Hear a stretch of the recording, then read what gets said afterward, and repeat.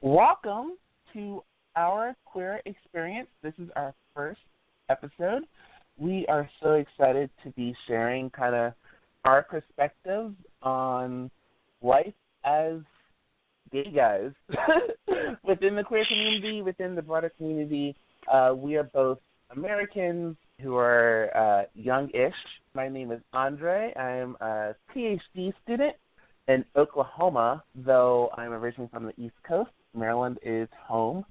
And I study higher education, and actually my emphasis is in queer studies. So this is a great experience for me to kind of dive more deeply into what I do and humanize it almost beyond just the research side of things. And I am hosting with Bruce. Well, Bruce would be me. Hey, everybody. I'm Bruce. I am originally from West Virginia, currently living in Ohio. I am fairly new. The LGBT community, only came out, to my family at least, within the last year. So with this podcast, whereas Andre is a lot more experienced with these issues, I am just coming at it with a curious mind. I have a bunch of questions that I want answered, and I have a feeling that you probably do too. So that's what we're trying to do with this podcast, is to answer these questions honestly and openly and to try to figure this out. Throughout my life, I was so in the closet that I was afraid to even really contemplate any LGBT issues. So here I am, 28-year-old man, and I don't really know, not only myself, I'm still figuring that out, but I'm figuring out how I fit into society, how I fit into the broader LGBT community, what that community is, and to highlight I suspect, the diversity within that community. So that's what I'm trying to do with this podcast. I believe, Andre, you're probably on the same page with that, yes? Yes. I can spoil something for you, having, I guess, be the more experienced person. It Please. is a very diverse community. So we'll be exploring some of that diversity in this show as we try to get different people's experiences with faith, with politics, with school, with all sorts of different aspects of life. We will have guests. We will have deep, dark moments where we share our innermost fears and secrets. And we will have lots of laughs. At least I will be laughing because that's what I'm known for. So it's going to be quite a ride. It's really reassuring to, I suspected it, but to be confirmed, of the diversity that is within the community. And I feel like, within, a lot of people talk about mainstream media, and I feel like that's a hype word that shouldn't really be used quite as much. But within the, main media, we get this certain narrative about the LGBT community, and that's it. So when I came out of the closet, I, expected to fill this certain role that I see on TV and to fulfill this stereotype. But I'm realizing, that's not me. That's not who I am. And so if I'm trading one mask for another, I'm not willing to do that. So, that's reassuring through the guests that we bring on, the conversations that we have.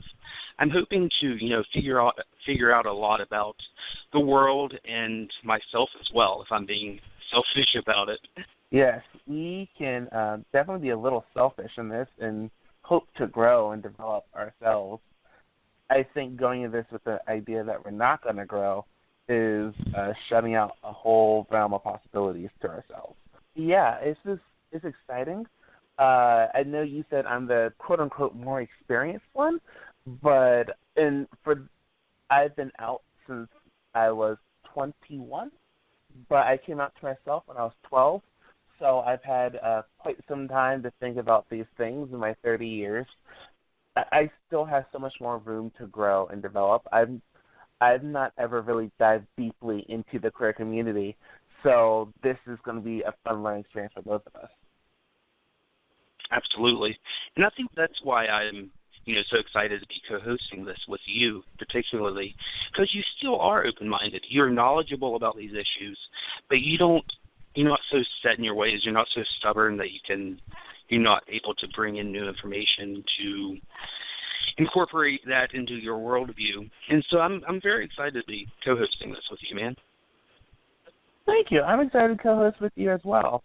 You have a drive and a passion to learn and to grow and to make this as big as possible. Maybe one day, listeners, you'll see us on Ellen. I guess she'll make us dance. So you'll see us dancing with Ellen and Oprah and all the other big names out there. If I can think of one way to ruin like any career that this could be, I think if you see me dance in public, that's going to be my downfall. Like that's just not going to work very well. We'll see. If it's Ellen telling us to dance, I think we can pull it off. That's true. I mean, she's not a great dancer. President Obama can do it, then we can do it too, right? That's true. I can do the Obama shuffle. Yeah. I can get down with some Obama shuffle. Is that what we're calling it now, the Obama shuffle? Sure. That is official we'll name? Go with that.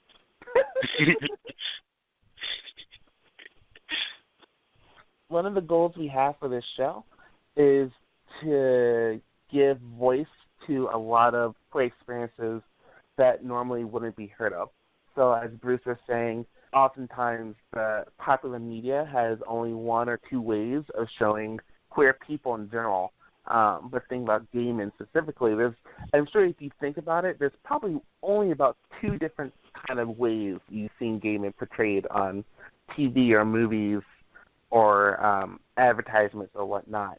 And so we really want to try to give voice to more than just those two ways of being, because the community is diverse. There's a whole wide range of people out there. You know, Andre, speaking of how we only are presented this one narrative from the media. Whenever I was growing up, I would never watch, it's a gay staple, but I wasn't allowed from my parents, and I wouldn't even really let myself watch Will and Grace, which, it's, I feel like every gay guy should have seen it. So I am only watching it, recently, actually just now, and the stereotypes that you see in that are nuts, man. Like, they kind of blow my mind. Even today, some of like what they say and what happens, the social justice warriors would be outraged from Will and Grace. Yeah, there's the idea that, you take baby steps because, people are only so ready to experience so much. But, it's a bit much. And I am loath to say that every gay man should do something. Interestingly enough, my mom liked Will and Grace. I never really got into it. Like, I've seen a few episodes. It just didn't speak to me. And I think we can do more. We're starting to see that now, that we're having more and more gay athletes.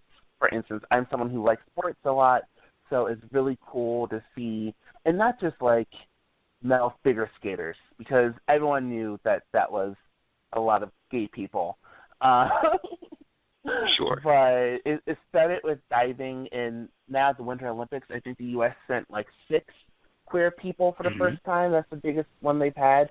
So it's really cool to see people in non-figure skating, non-artistic sports, where it's more sports driven by power or strength or speed, coming out and saying like, hey, look, I'm queer. That's, I think, pretty cool, pretty awesome.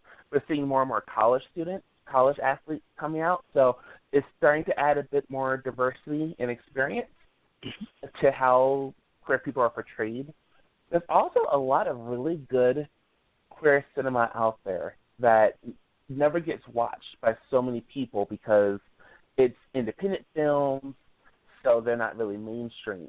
And so unless you're, I follow the Toronto Gay Film Festival, or I follow the Dallas Gay Film Festival, or one of the other few big ones out there, you completely miss these movies, and it's such a shame. So yeah, we'll probably definitely be talking about that as well in the coming years, decades, centuries as the show goes on. Centuries? Are we going to be like robots one day legacy, just doing this show? We'll leave a legacy of others that come and follow in our footsteps. I like it. Yeah. Or we could be robots. Either one. I like that, Futurama, we're in heads. We'll be heads in tanks. Yeah. That'd be awesome. I mean, as long as I'm hanging out with Nixon, I'm good with that. I'm kidding, by the way. If people, I just realized, this is our introductory episode. People don't really know me. I'm kidding. I'm not a huge Nixon fan. Like, it's, don't send me hate tweets. It's fine. Yes, if you are going to send hate tweets, please send them towards Bruce. My ego can't take it. It would make me very sad. If you send me hate, I'll just be sad and cry. So if you see at UNC Andre on Twitter, then please don't send nasty messages, because we might just be forced to read them on air and reveal how stupid some of you are. Yay! Oh, no. I feel like that's just inviting a whole bunch of stuff. No, people are reasonable. Yeah, of course. And Hillary Clinton is president, right? Yes. I live in a liberal bubble in a fantasy land of my own creation. Hillary's president. We have everyone has free education and free health care. It's beautiful. We can travel to Canada whenever we want to. It's great. The economy is booming like never before. Everyone has jobs. It's gonna be awesome. But yeah, I need to come visit your fantasy land. I know. All it takes is a lot of medication, a great essential oil blend, and a lot of denial. So yeah, I think the third one is hitting it on the nose there. Yeah, that might be the biggest. I mean, what other drug do you need other than denial, right? That's the best kind. It kind of is. And I mean, that kind of segues us back to what we were talking about earlier. Is, I mean, we can deny to ourselves more often than we deny things to other people. I mean, things with our sexuality, but even other things about ourselves that we aren't willing to explore and willing to, share with others. And in those experiences, in our own experiences, there's value in that. And we're so often just afraid to share our own stories. And that's a shame to me. That's something that, I hope to do with the show, is to highlight these different stories, to learn the grains of truth in all of them, compile them together, and maybe, figure something out about this crazy world. I hope the impact you have is a positive one when it's all said and done. We can look back on history and people will be like, hey, that podcast existed and it was a good thing. I know that. So you came out to yourself when you were quite young. Probably, I mean, you're about my age. And so when I was 12, I didn't really have any internet. I didn't use it that much, and I definitely didn't explore like the coming out stories and stuff like that. But stuff like that was so incredibly helpful to me when I was, in high school and college and struggling with this stuff, not even willing to admit it to myself. And then I would go on YouTube and see these, coming out stories, and it really affected me. It really encouraged me and strengthened, my own psyche, my own character. And so I'm hoping to give back a little bit with this.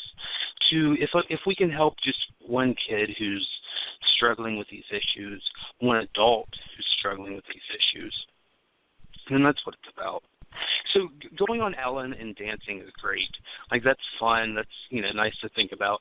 But that's not, we're not in it for the money. We're not in it for fame. And, I mean, it's a podcast. We're not going to become millionaires off of this. But we want to help people. We want to open their minds to help them explore themselves and the world around them. Especially, I'm one who, Not even so much people's coming out experiences, but people's lived experiences. How are people making sense of the world around them? That's something that interests me and helped me kid as kind of like, oh, I know this is a thing, this exists, so I must just be this. And then I can start looking at, okay, what some experiences people have had. How do people make sense of these feelings? How do they move forward? How do they talk to others about it? So we're trying to build up that language, a lexicon of sorts, of how to experience feelings and emotions and how to label these things so that I can make better sense of it for myself. Absolutely. And I feel like those labels that you mentioned are so important because they get so misconstrued, and we need to deconstruct them to figure out what's at the root of these problems too. So we'll bring in experts, we'll talk about people that know what they're talking about, and hopefully we can share some insight with you. Hopefully you can share some insight with us, and we'll have a gay old time.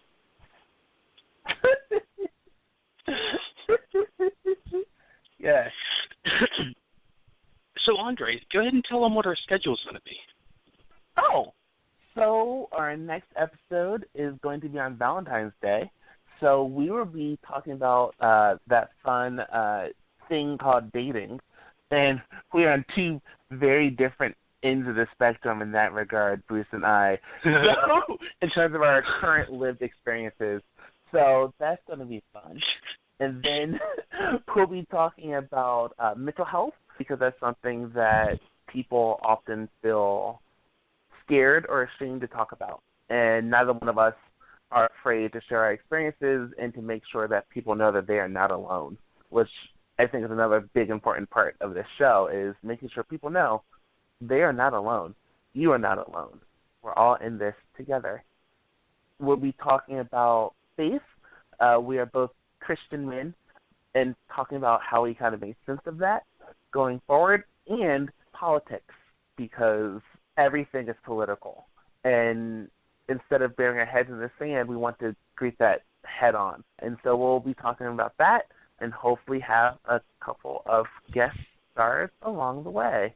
Stuff like liberals versus conservatives, Democrats, Republicans, what someone who's currently residing in the White House may do or say, those are all mostly little p politics.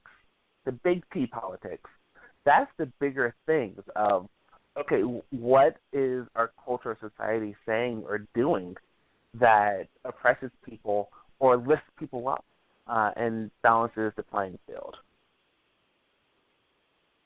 Absolutely. And I think it's probably important to go ahead and give people a heads up that you're probably not going to always agree. I don't think Andre and I are going to agree on a lot of the political things, but that's okay. Within that disagreement, I'm pretty within sure that we diversity, disagreed already in this show at some point. This is true. This is true. It's probably a normal thing. And so if we make you mad, if we say something you don't agree with, that's okay.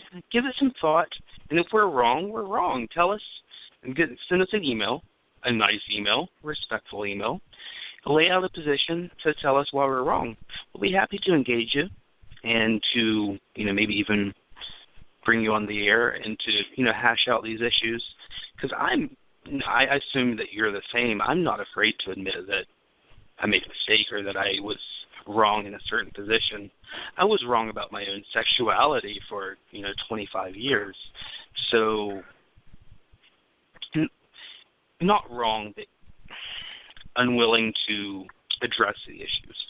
And so, if you're unwilling to address it, if you're not something that we, say to make you mad, if you're not willing to think about that objectively, that's okay. You don't have to. But you should. Our goal is to help people live authentically, whatever that means for you.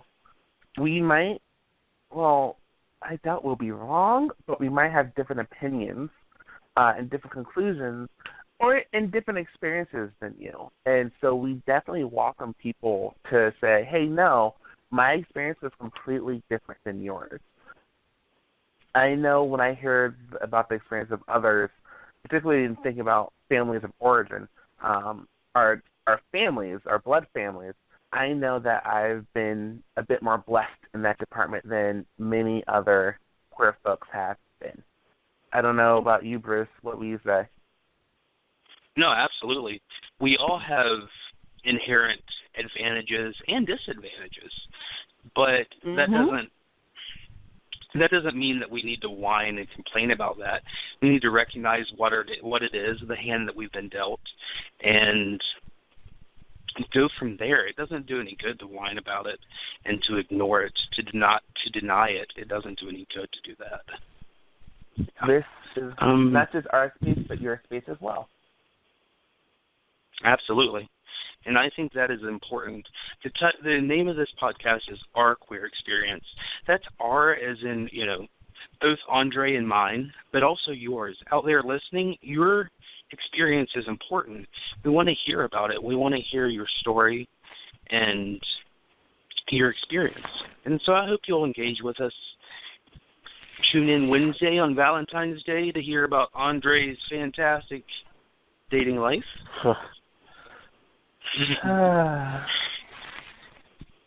Mostly unfabulous. Well, I mean, I've only had 2 boyfriends in my life, ever. That's one more boring. than I've had. Oh, really? Okay. And I'm older than you are. So, fun times.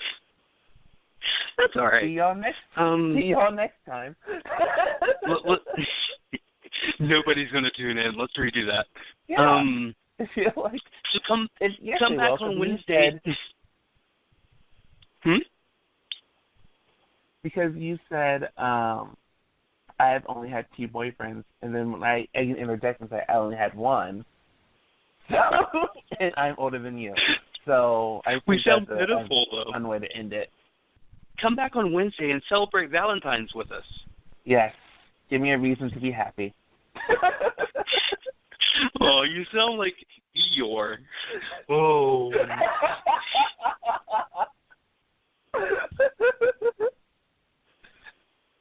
So, Andre, me and you, Valentine's Day, right here in this podcast. We have a date, yeah?